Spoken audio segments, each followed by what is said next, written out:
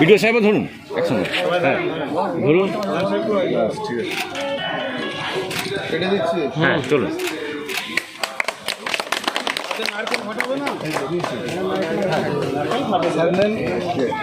আমি তো কাটলাম, তোমরা ফাটাও।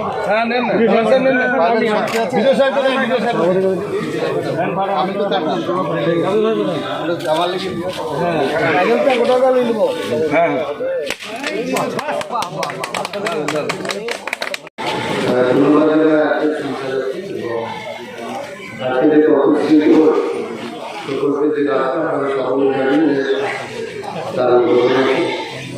এখানে উপস্থিত আছেন আমাদের থেকে শুরু করে আমাদের সদস্য আছেন, আমাদের মুখ্য সমিতির চেয়ারম্যান সাহেব থেকে শুরু করে আরও পঞ্চায়েত সমিতির মেম্বার, পঞ্চায়েতের মেম্বার, প্রধান এবং বিশিষ্ট সমাজসেবীরা আমাদের যেমন সম্মানীয় যারা আছে সেগুলি আমাদের বিশিষ্ট সমাজের বিপদ থেকে শুরু করে উপস্থিত আছে সকল মেম্বারকে আমার ধন্যবাদ জানাই। দেখুন রাস্তা অমরের দোকানে, অমরের সকলেই জানি আমরা অমর আগে কেন্দ্রের কাছ থেকে একটা টাকা সবসময় পেতাম, সেটাকে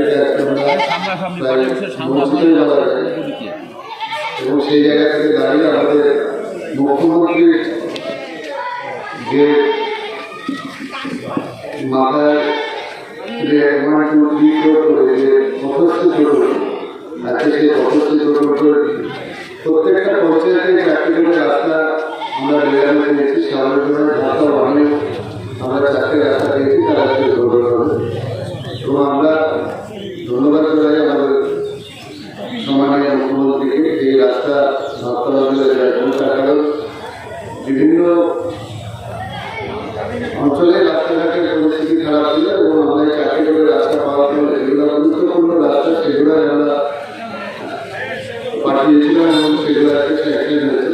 আজকে যারা শুরু করবো আমরা যেটুকু বলা যাবে সাধারণ মানুষের কাছে যারা এখানে থাকবে, যন্ত্রটা যখন কাজ হবে তাদের গুণমানটা আপনারা একটু দেখে নেবেন।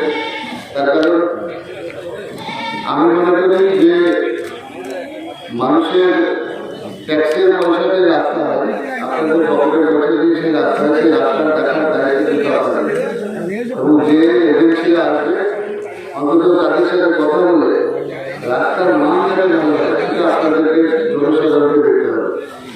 যেমন আমি বিডিও সাহেব আছে, বিডিও সাহেবকে বলবো যে আপনাদের বিডিও অফিস থেকে আপনাদের লোক পাঠাবে তো রাস্তাগুলোকে দেখে নেবে।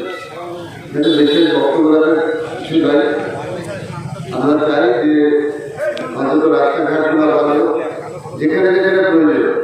যেমন আপনারা জানেন যে ভারতা আগে ব্যবস্থা আজকে 100 বছর পদার্পণ করতে চলেছে এবং সেখানে একটা রাস্তার দরকার ছিল, সেটা আমি নিজের কাছে থেকে আমি করে দিচ্ছি।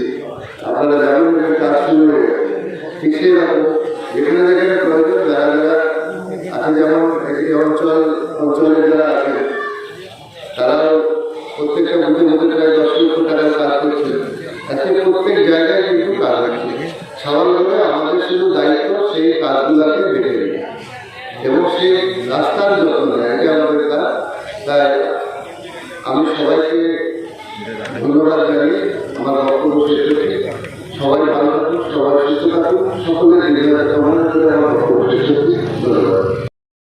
আমরা আজকে বিশেষ উন্নতি প্রকল্পে এই এলাকার লোকজন আমরা এখানে একত্রিত হয়েছি। দেখছেন যে সব শ্রেণীর জনগণ, সব শ্রেণীর মানুষ এখানে উপস্থিত হয়েছে। উপস্থিত আছেন আমাদের সম্মানীয় বিডিও সাহেব, উপস্থিত আছেন মাননীয় আমাদের এমএলএ সাহেব, আছেন এই এলাকার বিশিষ্ট সমাজসেবী সাহেব দীপক কুমার মণ্ডল, আত্ম অঞ্চলের সব জনপ্রতিনিধি, সব দলেরই এবং পঞ্চায়েত জনপ্রতিনিধি আপনারা জানেন যে মহাত্মা গান্ধী ও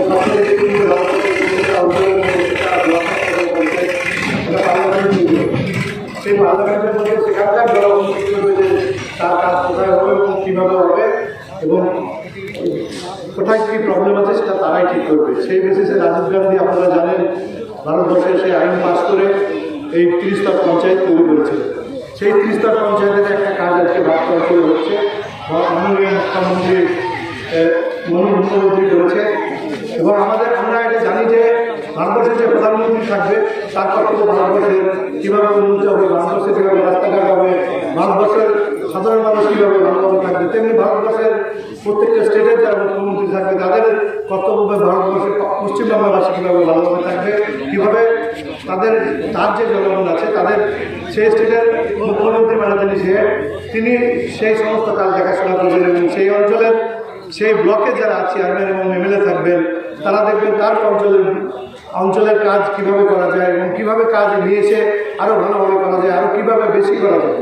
তেমনি আমাদের প্রধান, তেমনি অঞ্চলের প্রধান সামগ্রিকভাবে সেই কাজটাকে ইমপ্লিমেন্ট করে সামগ্রিক উন্নতি এবং পশ্চিমবাংলার উন্নতি তাকে দেখতে হবে। এখানে আমার মনে হয় এখানে কোনো বিয়ন্ড পলিটিক্স, আমরা যেন সবাই সেই কাজটা করে সাধারণ মানুষের পাশে থেকে আমরা সাধারণ মানুষ যাতে আরও ভালোভাবে জীবনযাপন করতে পারে, সেখানকার এলাকার মানুষ যেন ভালোভাবে জীবনযাপন করতে পারে, রাস্তাঘাট ভালো থাকে। আর যত রাস্তাঘাট ভালো হবে অ্যাক্সিডেন্ট কম হবে। তা আমি আর বেশি কিছু বলতে চাই না। আমরা বলতে চাই সবারই যেরকম জেলা পরিষদের যেরকম দায়িত্ব, মেম্বার তেমনি এমএলএর দায়িত্ব, তেমনি প্রধানের দায়িত্ব, অঞ্চলের দায়িত্ব, সেই দায়িত্ব পালন যদি আমরা সঠিকভাবে পালন তাহলে পশ্চিমবঙ্গ সর্বাঙ্গীন সুন্দর হবে।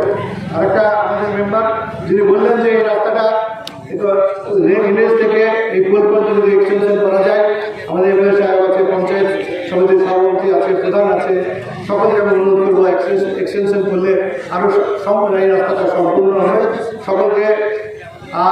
আর এখানে আমার একটা মেম্বার বলছিল যে ভাবতার ড্রেনেজের সিস্টেমের অবস্থা খুব একটা ভালো নাই, কিছু কিছু ড্রেন একটা কাজ বাকি আছে ওই এলাকায়, সেই এলাকার ড্রেনটা যদি ব্লক বিডিও অফিসকে দেওয়া হবে বা পঞ্চায়েত সমিতির সভাপতিকে আমরা কাজটা দেবো, উনি তার তত্ত্বাবধানে যে কাজটা যদি ইনক্লুড করে তাহলে ভাবতার অনেকটা উন্নতি হবে। এই বলে সকলকে ধন্যবাদ জানিয়ে আমার নতুন বছরের শুভেচ্ছা জানিয়ে আমার ছোট্ট বক্তব্য ছিল।